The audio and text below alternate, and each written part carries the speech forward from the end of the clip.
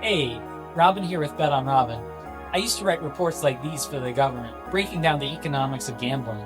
Well, I quit that job and created a YouTube channel with the goal of revealing some of the hidden mechanisms that the gambling industry uses to hook players and keep them coming back.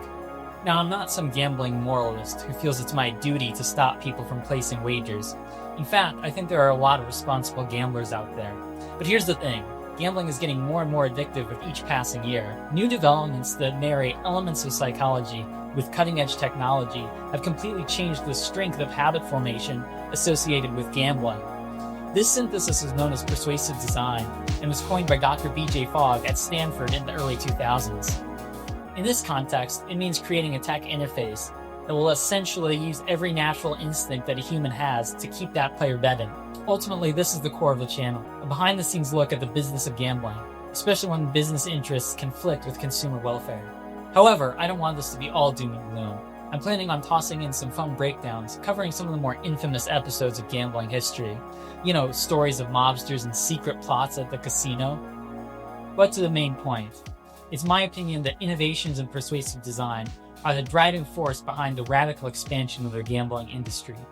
These days, it feels impossible to watch a sporting event or even open social media without being inundated with gambling advertisements. Well, this is partly the business model of casinos, sportsbooks, iGaming, lottery, etc.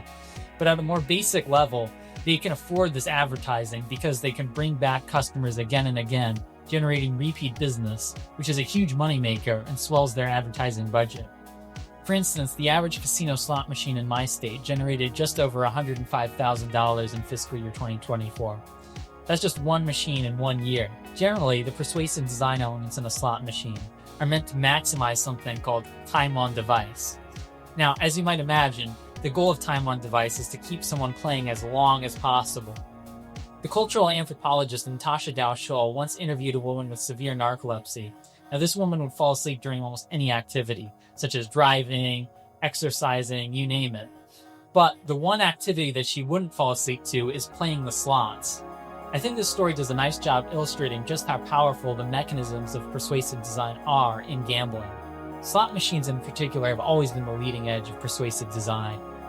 Industry designers have focused on making them more profitable and thereby more addictive long before the advent of digital screens.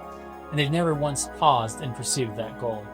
Even today, there are new technologies in this space that are just now emerging into other fields. To me, this is the most worrying aspect.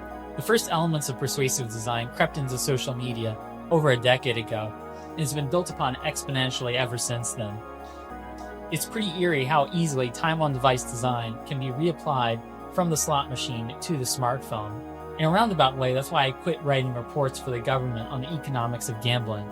If consumers understand how these technologies work, perhaps they can make a more conscious decision about how they choose to engage with them. With that being said, if you could subscribe to this channel and give this video a like, it would really go a long ways towards getting this message out. I can't wait to share more, and I'll see you next time.